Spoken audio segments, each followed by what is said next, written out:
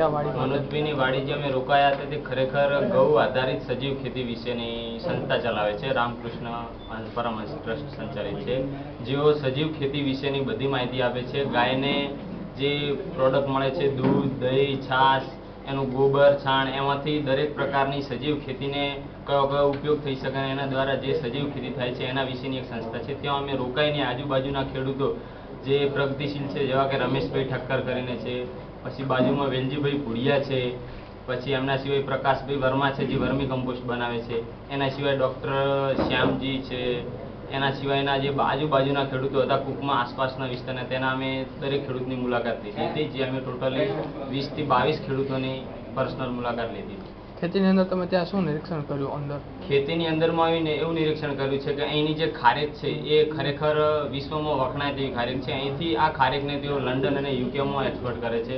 પ્લસમાં અહીંની જે કેસર કેરી છે તે પણ અહીંથી ફોરેનમાં એક્સપોર્ટ થાય છે. પ્લસ જે સફેદ જાંબુની ખેતી છે એ પણ એકંદરે સારી છે. જે રમેશભાઈ ઠક્કરે ટામેટાની ખેતી કરી છે એ ખરેખર વખાણવા લાયક છે. પ્લસ એમના જે ગ્રીન હાઉસમાં કેપ્સિકમ મરચું થાય છે એ પણ સારું છે.